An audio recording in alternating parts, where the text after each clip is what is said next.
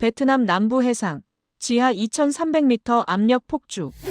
금속이 울부짖고 바다는 폭발 직전. 이건 막을 수 없다. 모두가 철수를 외쳤습니다. 하지만 말입니다. 그곳에 한국만이 남았습니다. 72시간 뒤 세계는 충격에 빠졌죠. 그들은 상식 대신 신념을 택했고 두려움 대신 희망을 주입했습니다. 그날 밤 바다만이 조용히 무릎을 꿇었습니다. 바다 위에서 대체 무슨 일이 벌어진 겁니까? 금속이 비명을 질렀습니다. 선박 전체가 떨리고 배관이 울부짖고 발밑 바닥이 진동했죠. 저는 20년간 북해에서 압력을 다뤘지만 이날처럼 바다가 살아있다고 느낀 적은 없었습니다. 저는 에릭 하워드입니다. 노르웨이 출신 해양 시추 엔지니어로 북해의 혹독한 환경에서 수천 개의 시추공을 설계하고 제어하며 20년을 보냈습니다. 압력 게이지 하나로 생사를 판단하는 법을 배웠고 금속이 견딜 수 있는 한계를 뼈로 느끼며 살아왔죠. 압력은 눈으로 읽지 않습니다.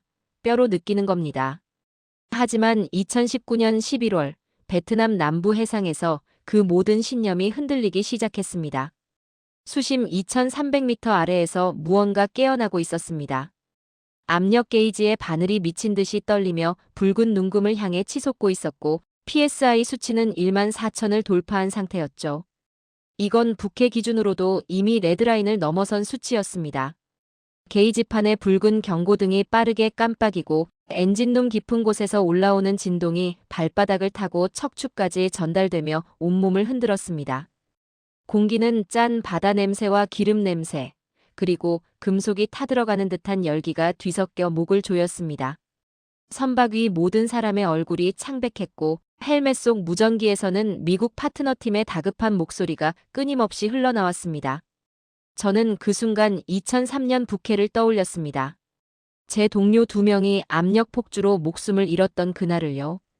경보음이 울리고 단 15초 만에 시추 플랫폼 전체가 화염에 휩싸였던 그 순간이 생생했습니다. 그날 이후 저는 배웠습니다. 압력은 협상하지 않는다는 걸요. 숫자가 붉게 변하면 도망쳐야 합니다. 그게 20년 경력이 가르쳐준 생존의 법칙이었습니다. 베트남 관료들은 이미 헬기를 타고 해안으로 대피하기 시작했고 미국 팀은 장비를 챙기며 선박을 떠날 준비를 서두르고 있었습니다. 모두가 같은 결론에 도달한 상태였죠. 이건 막을 수 없다고요. 그런데 한국 팀이 움직이지 않았습니다. 한국석 유공사 기술진들이 제어실 한쪽에 모여 뭔가를 계산하고 있었고 리더로 보이는 남자가 모니터를 응시하며 숫자들을 빠르게 적어 내려가고 있었습니다. 그의 손끝은 흔들리지 않았고 눈빛은 차분했으며 얼굴엔 공포도 당황함도 없었습니다. 오히려 무언가를 확신하는 듯한 표정이었죠. 그가 고개를 들며 짧게 말했습니다. 소금으로 압력을 제어하겠다고요. 순간 제어실이 얼어붙었습니다. 저는 귀를 의심했습니다. 소금이라니요? 미국팀 엔지니어 하나가 비웃듯 중얼거렸지만 한국팀 리더는 흔들리지 않았습니다. 그는 계산서를 펼쳐 보이며 설명했습니다. 소금물의 밀도로 압력을 중화시킨다는 이론이었죠. 염도와 온도, 주입 속도를 정밀하게 조절하면 폭발을 막을 수 있다고 했습니다. 저는 그 순간 생각했습니다. 이건 과학이 아니라 도박이라고요. 하지만 더 놀라운 일이 벌어졌습니다. 한국팀이 즉시 움직이기 시작한 겁니다. 무전기가 한국어로 빠르게 교신됐고 헬기가 해안을 향해 날아갔으며 베트남 현지 트럭들이 긴급 동원됐습니다. 목표는 단 하나였습니다. 소금 800톤을 하룻밤 안에 조달하는 것이었죠. 밤이 깊어지면서 선박 위에는 조명탄만이 바다를 비추고 있었고 멀리 해안선을 따라 트럭 행렬의 불빛이 끊임없이 움직이는 게 보였습니다. 저는 갑판에 서서 그 광경을 지켜봤습니다. 차가운 바람이 얼굴을 때렸지만 제 심장은 뜨겁게 뛰고 있었죠. 배 아래에서는 여전히 압력이 폭주하고 있었고 금속이 신음하며 비명을 질러댔지만 한국팀은 멈추지 않았습니다. 이건 광기였습니다. 동시에 신념이었죠. 그날 밤 저는 처음으로 깨달았습니다. 어쩌면 압력을 통제하는 방법은 계산식만이 아닐지도 모른다고요. 바다 위에서 소금을 실은 헬기들이 날아오르는 걸 보며 저는 알 수 없는 기대감에 사로잡혔습니다. 한국이라는 나라가 그리고 그들의 결단이 무언가 다르다는 걸 느끼기 시작했습니다.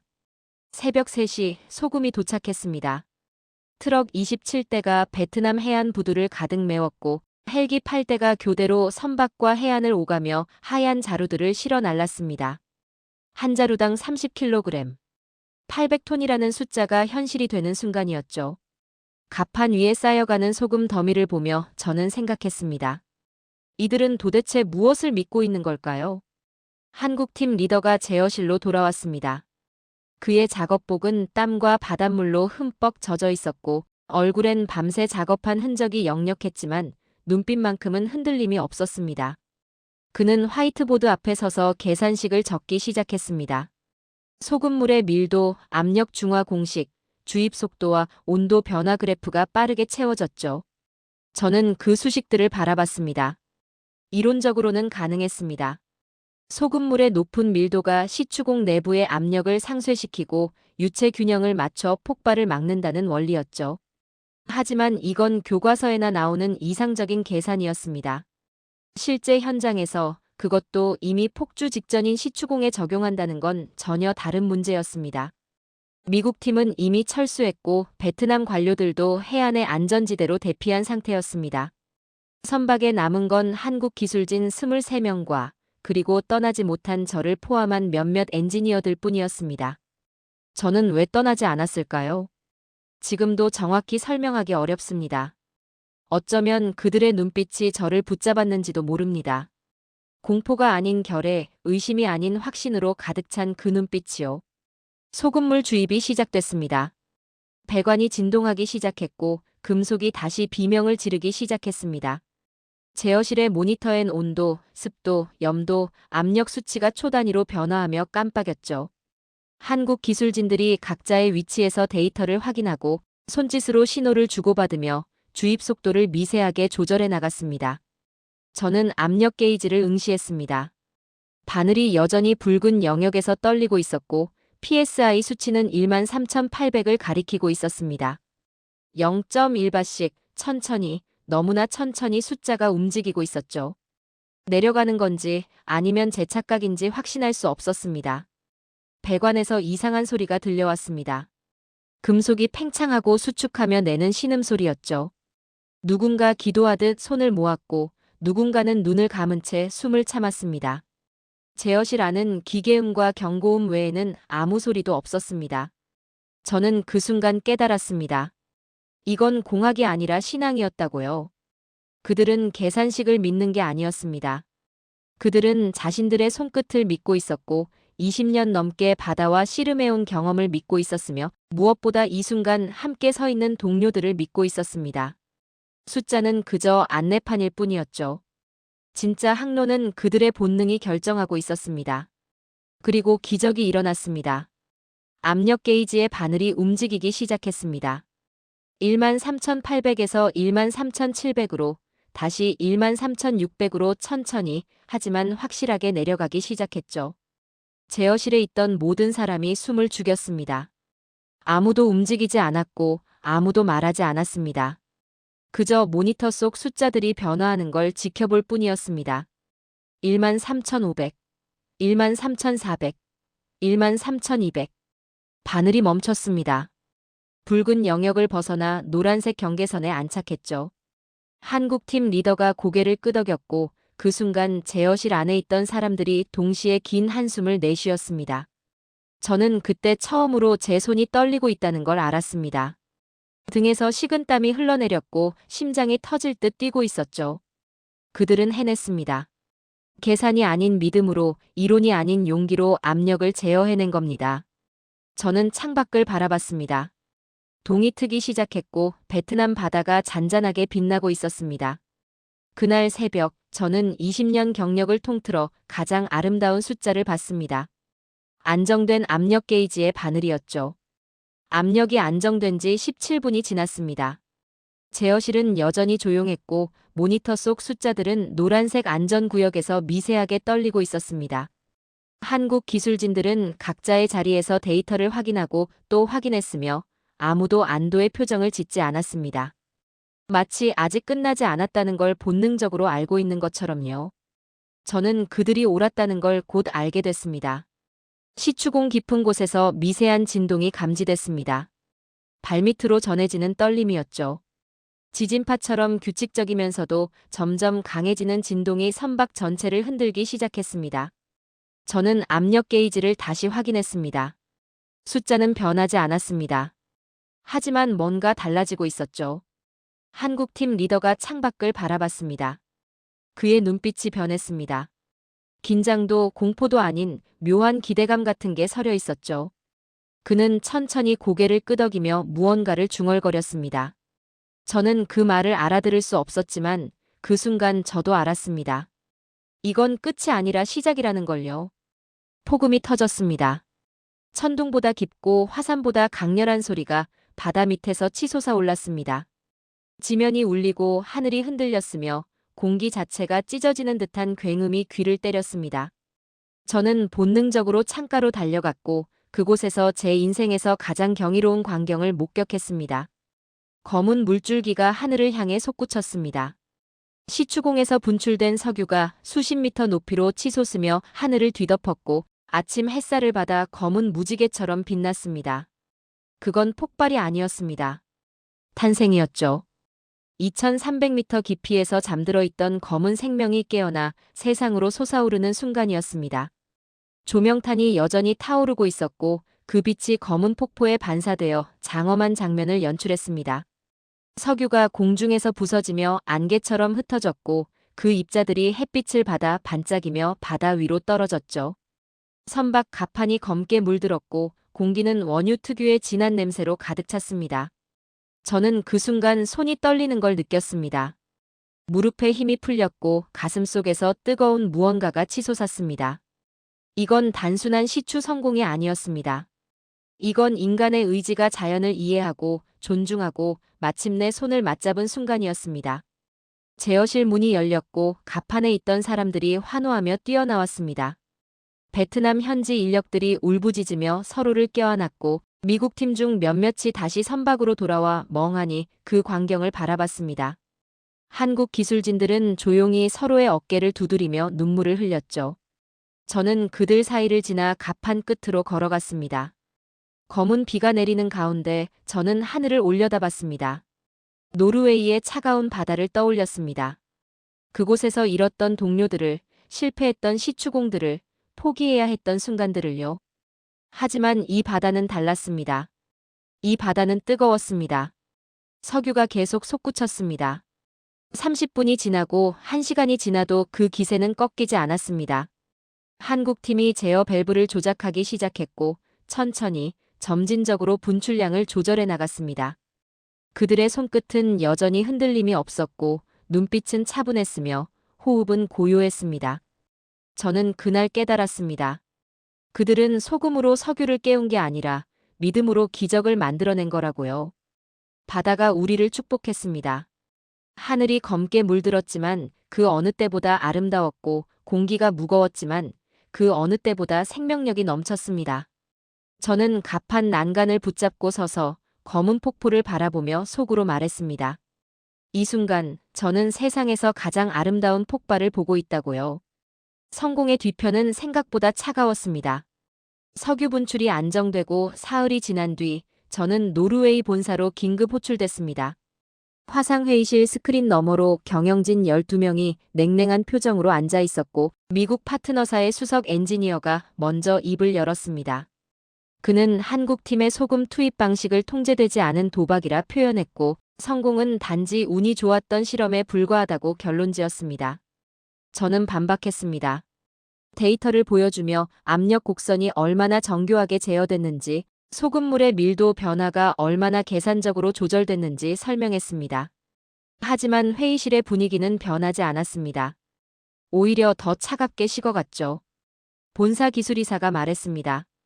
그건 과학이 아니라 행운이라고요.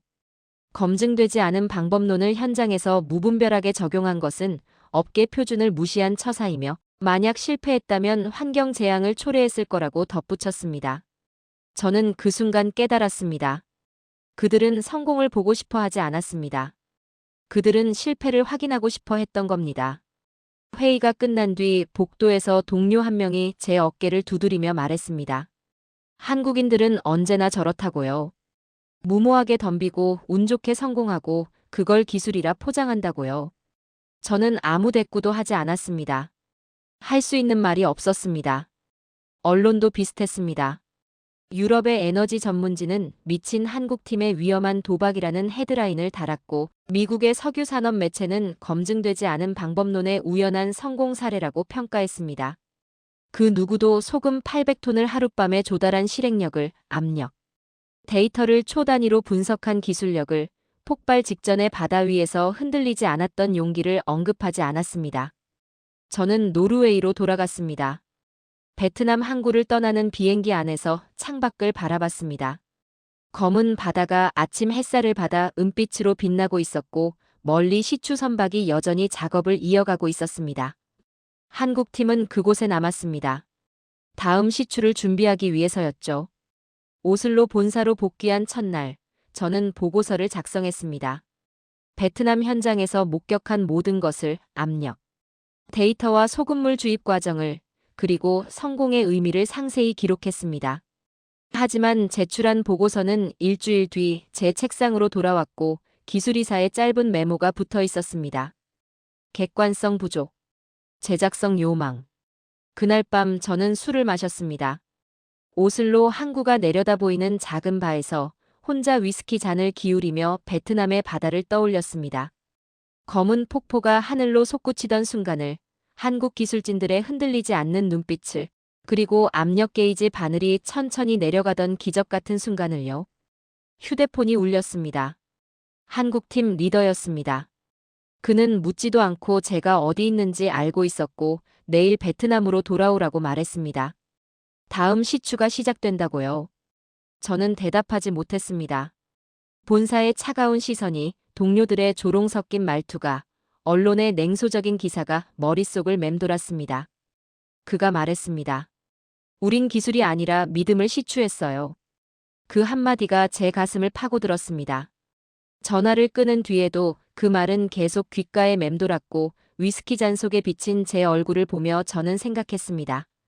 저는 지난 20년간 무엇을 믿어왔을까요? 숫자를 믿었습니다. 데이터를 믿었습니다. 검증된 절차를, 표준화된 매뉴얼을, 안전한 선택을 믿었습니다. 하지만 그들은 달랐습니다.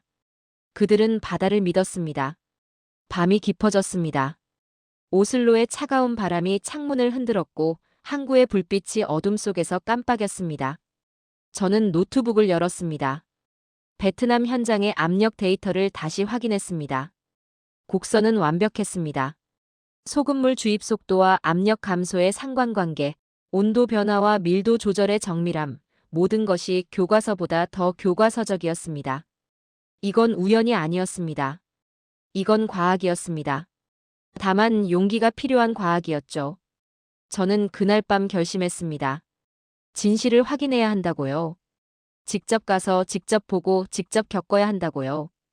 본사의 시선이 어떻든, 동료들의 조롱이 어떻든, 언론의 평가가 어떻든 상관없었습니다. 저는 압력보다 무거운 게 무엇인지 알았습니다. 인간의 오만이었습니다. 다음 날 아침, 저는 사표를 제출했습니다. 그리고 베트남행 항공권을 예매했습니다. 한국팀이 있는 곳으로, 믿음이 기술이 되는 바다로 돌아가기 위해서였습니다. 베트남 남부 해안에 다시 발을 디딘 건 2주일 뒤였습니다.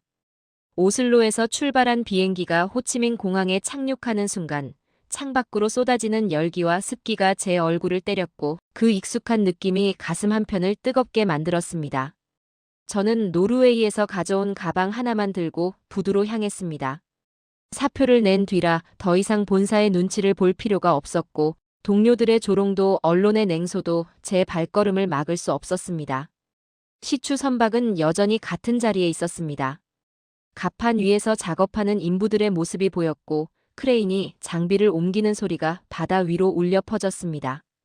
저는 배에 오르며 주변을 둘러봤습니다. 검은 석유가 묻어 얼룩진 갑판, 소금 자루가 쌓여있던 자리의 흔적, 그리고 여전히 돌아가고 있는 시추 장비들이 그날의 기적을 증명하고 있었습니다.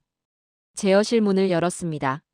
한국팀 리더가 모니터 앞에 앉아 데이터를 확인하고 있었고 제 발소리를 듣고 고개를 돌렸습니다. 그는 놀라지 않았습니다. 마치 제가 올 걸 알고 있었다는 듯 조용히 고개를 끄덕이며 옆자리를 가리켰습니다. 저는 아무 말 없이 그 자리에 앉았습니다. 그가 화면을 제 쪽으로 돌렸습니다. 지난 시추의 압력 데이터가 그래프로 펼쳐져 있었습니다. 저는 숨을 죽이고 그 곡선을 따라갔습니다. 완벽했습니다. 압력 상승 구간 소금물 주입 시작 지점, 압력 하강. 곡선, 안정화 구간까지 모든 게 교과서처럼 이상적인 형태를 그리고 있었습니다. 저는 다른 파일들을 열어봤습니다. 소금물의 염도 변화 기록, 온도 센서 데이터, 주입 속도, 로그, 배관 압력 변화 추이까지 모든 것이 세밀하게 기록되어 있었습니다. 그리고 저는 발견했습니다. 염도 변화와 압력 완화 사이의 명확한 상관관계를요. 한국팀은 소금물의 농도를 0.5% 단위로 조절하며 압력을 제어했고 각 구간마다 최적의 주입 속도를 계산해 적용했습니다. 이건 우연이 아니었습니다. 이건 정교한 공학이었습니다. 저는 그 곡선 하나가 모든 조롱을 뒤집을 수 있다는 걸 알았습니다. 본사의 냉소를, 동료들의 비웃음을, 언론의 편견을 단번에 무너뜨릴 증거였습니다. 하지만 한국팀 리더는 그 데이터를 세상에 공개하지 않았습니다. 그는 그저 조용히 다음 시추를 준비하고 있었을 뿐이었습니다. 저는 물었습니다. 왜 이 데이터를 발표하지 않느냐고요? 그가 미소 지으며 대답했습니다. 증명할 필요가 없다고요. 바다가 이미 증명했다고요. 그 말을 듣는 순간 저는 무언가 깨달았습니다. 저는 지난 20년간 인정받기 위해 일했습니다. 논문을 쓰고 발표를 하고 동료들의 박수를 받기 위해 노력했습니다. 하지만 이들은 달랐습니다. 이들은 바다를 위해 일했습니다. 인정이 아니라 결과를 위해, 박수가 아니라 성공을 위해 움직였습니다. 다음 시추 준비는 이미 한창이었습니다. 갑판 위에서 한국 기술진들이 배관을 점검하고 밸브를 교체하고 센서를 재설치하고 있었습니다. 장비는 낡았습니다. 최신 모델이 아니었고 화려하지도 않았습니다. 하지만 그들의 손끝은 정확했고 눈빛은 단단했으며 움직임에는 군더더기가 없었습니다. 저는 그들 사이로 걸어 들어갔습니다. 한국팀 리더가 제게 작업복을 건넸고 저는 그걸 받아 입었습니다. 노르웨이 본사의 로고가 새겨진 재킷을 벗고 이름표도 떼어냈습니다. 이제 저는 노르드드릴의 수석 기술 고문이 아니었습니다. 그저 바다 위에서 압력과 씨름하는 한 명의 엔지니어일 뿐이었습니다. 제어 라인을 점검했습니다. 배관의 용접 부위를 확인하고 압력 센서의 정확도를 테스트하고 밸브의 작동 상태를 체크했습니다. 20년 경력이 손끝에서 살아났고 부캐에서 배운 모든 기술이 이 순간을 위해 존재했다는 걸 느꼈습니다. 하지만 이번엔 달랐습니다. 이번엔 제가 그들의 믿음을 계산식에 넣고 있었습니다. 첫 시험 시추가 시작됐습니다.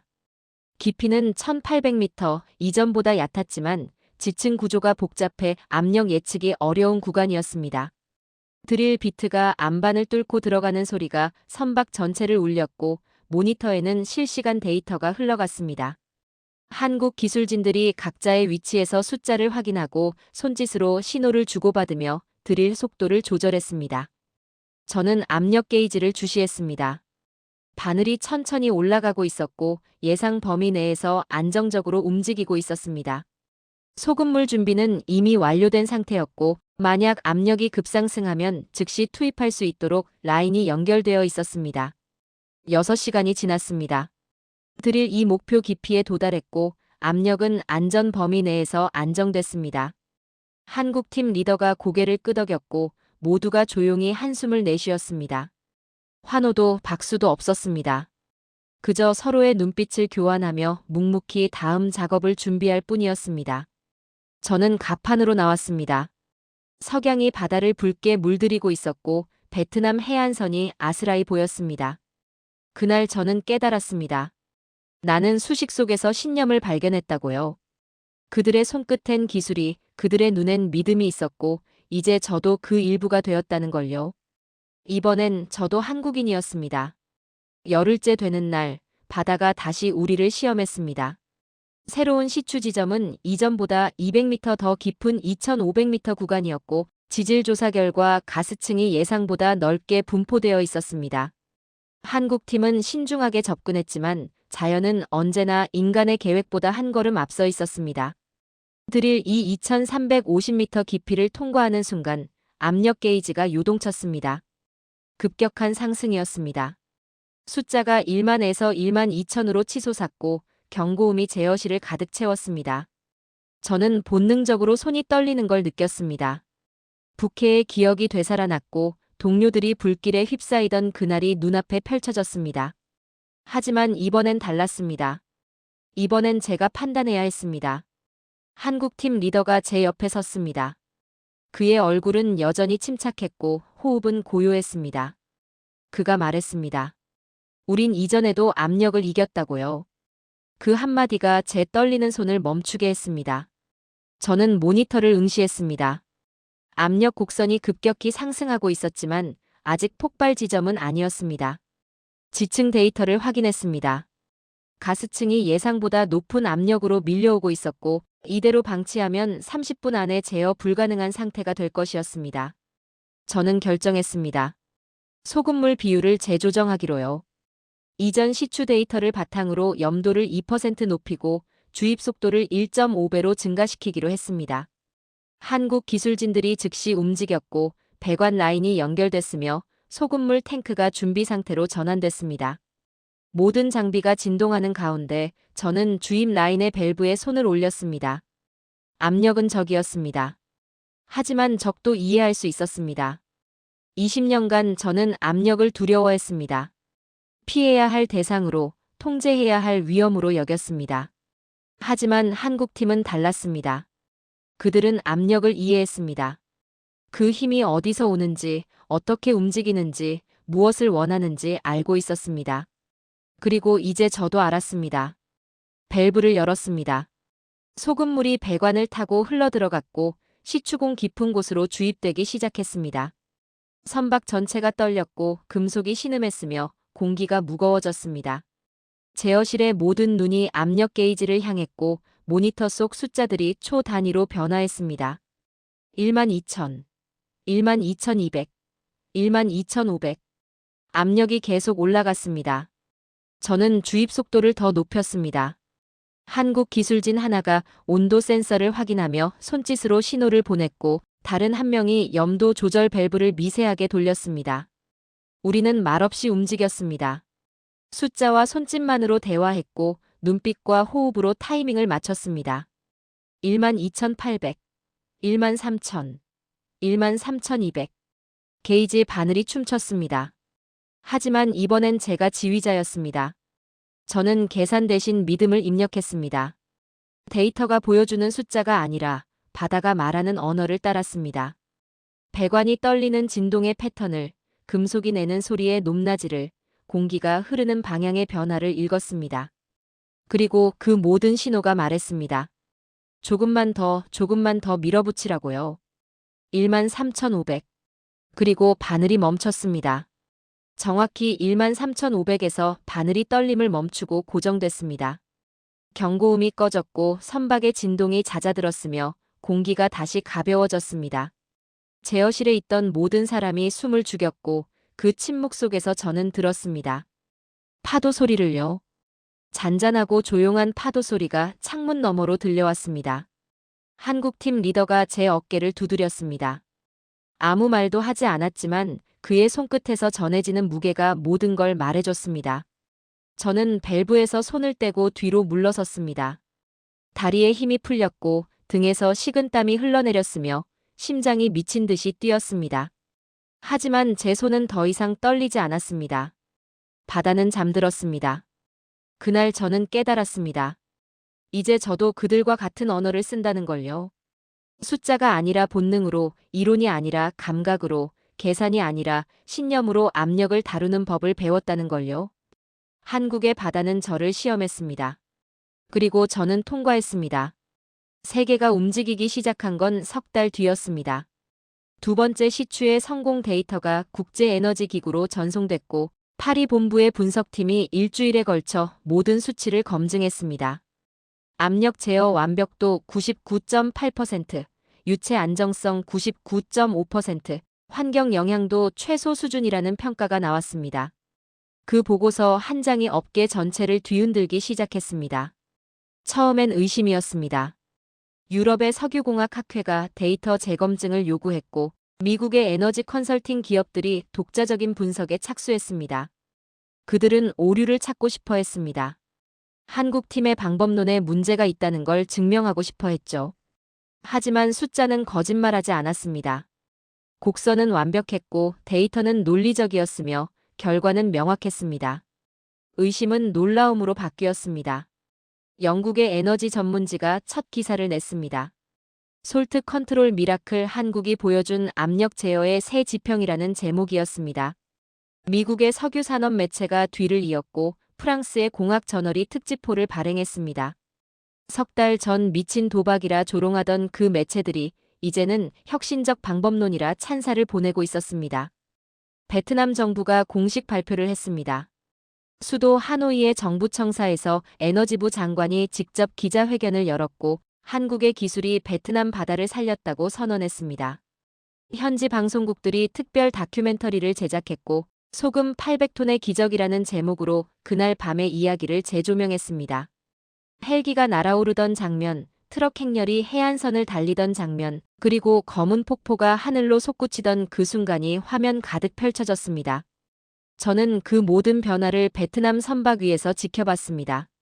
노트북 화면으로 쏟아지는 기사들을, 이메일로 날아오는 인터뷰 요청들을, 그리고 업계 포럼의 뜨거운 논쟁들을 보며 묘한 감정을 느꼈습니다. 석 달 전만 해도 저는 본사 회의실에서 조롱당했고 동료들에게 무시당했으며 제 보고서는 객관성 부족이라는 딱지를 달고 돌아왔습니다. 하지만 이제 세계가 주목하고 있었습니다. 국제해양에너지 포럼에서 연락이 왔습니다. 노르웨이 오슬로에서 열리는 연례 컨퍼런스의 기조연설자로 저를 초청한다는 내용이었습니다. 주제는 압력 제어의 새로운 패러다임이었고 베트남 현장의 경험을 공유해달라는 요청이었습니다. 저는 한국팀 리더에게 물었습니다. 함께 가겠느냐고요. 하지만 그는 고개를 저었습니다. 당신이 말해달라고 우리는 여기서 다음 시추를 준비하겠다고 했습니다. 오슬로 컨퍼런스홀은 사람들로 가득 찼습니다. 42개국에서 온 엔지니어들이, 석유 기업 경영진들이, 학자들이 객석을 메웠고 무대 뒤에서 대기하는 동안 저는 떨리는 손을 주먹 쥐었습니다. 하지만 이번엔 공포의 떨림이 아니었습니다. 기대의 떨림이었죠. 진실을 말할 수 있다는 것에 대한 설렘이었습니다. 무대에 올랐습니다. 조명이 눈부셨고 수백 개의 시선이 저를 향했습니다. 저는 마이크 앞에 섰습니다. 화면에 베트남 시추 현장의 사진이 떠올랐고 압력 게이지가 붉게 물든 그날의 데이터가 펼쳐졌습니다. 저는 말했습니다. 그건 우연이 아니었다고요. 그것은 신념이 만든 과학이었다고요. 소금 800톤은 단순한 재료가 아니라 용기의 무게였고 하룻밤의 조달은 기적이 아니라 실행력이었으며 압력 제어는 도박이 아니라 정밀한 계산이었다고 설명했습니다. 수많은 데이터 중 가장 정확한 건 인간의 의지였다고, 그들은 불가능을 계산하지 않고 단지 해냈다고, 그날 기술은 인간의 이름을 달았다고 말했습니다. 장내가 조용했습니다. 발표가 끝난 뒤 몇 초간 정적이 흘렸고 그 침묵 속에서 저는 제 심장 소리를 들었습니다. 그리고 누군가 일어섰습니다. 한 명이, 두 명이, 10명이, 마침내 전체 청중이 자리에서 일어나 박수를 보냈습니다. 그 박수엔 22년의 실패가 섞여 있었고 수십 명의 희생이 녹아 있었으며 수천 번의 좌절이 담겨 있었습니다. 저는 무대 위에서 객석을 바라봤습니다. 첫 줄에 앉은 노르웨이 본사. 임원들이, 저를 조롱하던 동료들이, 객관성 부족이라 평가했던 기술이사가 박수를 치고 있었습니다. 그들의 얼굴엔 놀라움과 부끄러움이 뒤섞여 있었고 어떤 이들은 고개를 숙이고 있었습니다. 저는 그 순간 한국팀 리더를 떠올렸습니다. 베트남 바다 위에서 묵묵히 다음 시추를 준비하고 있을 그를, 세상의 인정 따위는 신경 쓰지 않고 오직 바다와 대화하는 그들을 생각했습니다. 제 입에서 말이 나왔습니다. 속으로만 말하려 했지만 마이크가 그걸 객석 전체에 전했습니다. 당신들이 옳았습니다. 박수는 계속됐습니다. 그날 저는 깨달았습니다. 그들의 믿음이 제 세계를 바꿨다고요. 그로부터 5년이 흘렀습니다. 2024년 가을, 저는 다시 베트남 남부 해상을 찾았습니다. 이번엔 시추 선박이 아니라 작은 여객선을 타고 엔지니어가 아니라 한 명의 목격자로 돌아왔습니다. 바다는 여전히 짠내가 났고 파도는 잔잔했으며 하늘은 그날처럼 맑았습니다. 하지만 이제 이 바다엔 무언가 새로운 것이 서 있었습니다. 코리아 마이너스 베트남 에너지 메모리얼. 바다 한가운데 세워진 기념비는 소금 결정 모양으로 설계되어 있었고 흰색 대리석이 햇빛을 받아 눈부시게 반짝이고 있었습니다. 높이 12m의 육각형 구조물은 마치 바다에서 자라난 거대한 소금 덩어리처럼 보였고 그 표면엔 한국어, 베트남어, 영어로 문구가 새겨져 있었습니다. 신념이 압력을 이긴 날이라고요. 배가 기념비에 가까워지자 저는 갑판에서 그 모습을 바라봤습니다. 5년 전 이곳에서 검은 폭포가 하늘로 솟구쳤고 한국팀이 소금으로 기적을 만들었으며 저는 처음으로 신념의 힘을 목격했습니다. 그 모든 기억이 파도를 타고 되살아났고 가슴 한편이 뜨거워지는 걸 느꼈습니다. 압력 게이지가 미쳐가던 순간 소금 800톤이 도착하던 새벽 그리고 석유가 하늘로 솟구치던 장엄한 아침이 눈앞에 펼쳐졌습니다. 기념비 아래쪽엔 명판이 붙어 있었습니다. 한국석 유공사 기술진 23명의 이름이 새겨져 있었고 그 첫 번째 줄에 팀 리더의 이름이 있었습니다. 저는 그 이름을 손끝으로 천천히 따라갔습니다. 금속 표면이 차가웠지만 그 차가움 속에 따뜻한 무언가가 느껴졌습니다. 함께 바다와 싸웠던 날들의 온기가 압력과 맞서 흔들리지 않았던 그들의 결의가 여전히 그곳에 남아 있었습니다. 여객선 선장이 다가와 말했습니다. 이 근처 어부들은 한국인을 특별하게 부른다고요. 소금을 다루는 사람들이라고요. 그들이 바다를 살렸다고, 폭발을 막았다고, 베트남의 미래를 지켜냈다고 현지 사람들은 믿고 있었습니다. 어촌 마을에는 작은 비석이 하나 더 세워져 있고 매년 그날을 기념하는 축제가 열린다고 했습니다. 소금 800톤의 기적을 잊지 않기 위해서라고요. 그 말을 듣는 순간 저는 깨달았습니다. 이건 단순한 시추 성공이 아니었다고요. 이건 두 나라가 함께 만든 역사였습니다. 저는 바다를 바라봤습니다. 파도가 기념비를 감싸며 흘렀고 햇빛이 물결에 반사되어 수만 개의 작은 빛으로 부서졌습니다. 5년 전 이 바다는 불타오를 뻔했습니다. 2300m 아래에서 폭주하던 압력이 선박을 집어삼킬 뻔했고 모두가 도망쳤지만 한국팀만은 남았습니다. 그들은 숫자가 아니라 신념으로 압력을 다뤘고 계산이 아니라 용기로 바다를 이해했습니다. 멀리 새로운 시추 선박이 보였습니다. 5년 동안 이 해역에서 15개의 시추공이 성공했고 모두 한국의 소금 제어 방식을 적용했다고 합니다. 이제 이 기술은 세계 표준이 되었고 국제해양에너지협회가 공식 매뉴얼로 채택했으며 수십 개국의 엔지니어들이 배우러 오고 있었습니다. 한국팀이 조용히 증명했던 그 신념이 이제는 전 세계 바다를 안전하게 만들고 있었습니다. 저는 노트를 꺼냈습니다. 5년 동안 적어온 기록들이 빼곡히 채워진 낡은 수첩이었습니다. 베트남에서의 매일 한국팀과 함께한 시추들, 성공과 실패의 순간들, 그리고 배운 것들이 모두 그 안에 있었습니다. 마지막 페이지를 펼쳤습니다.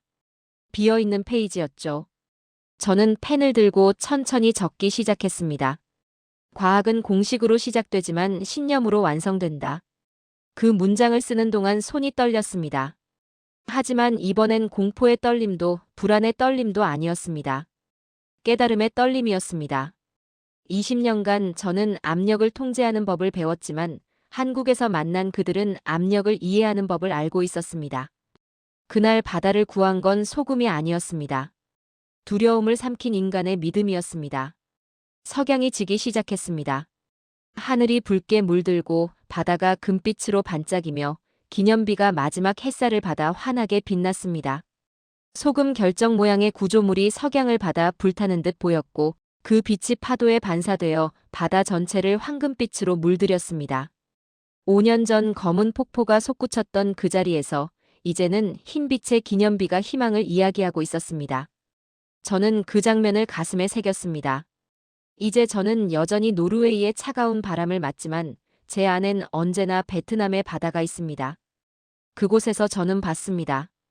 기술이 아닌 신념의 힘으로 폭발을 멈춘 사람들을, 계산이 아닌 용기로 압력을 제어한 엔지니어들을, 그리고 바다와 대화하는 법을 아는 진짜 예술가들을요. 배가 천천히 항구로 돌아가기 시작했습니다. 뒤돌아보니 기념비가 점점 작아지고 있었지만 그 빛은 여전히 강렬했습니다. 저는 알았습니다. 저 빛은 꺼지지 않을 거라고요. 바다가 기억하고 있고 파도가 이야기를 전하고 있으며 소금이 그날을 증명하고 있으니까요. 압력은 멈췄지만 믿음은 여전히 흐르고 있었습니다. 이제야 압력이 멈췄습니다. 제 안에서도요. 그들이야말로 진짜 엔지니어였습니다.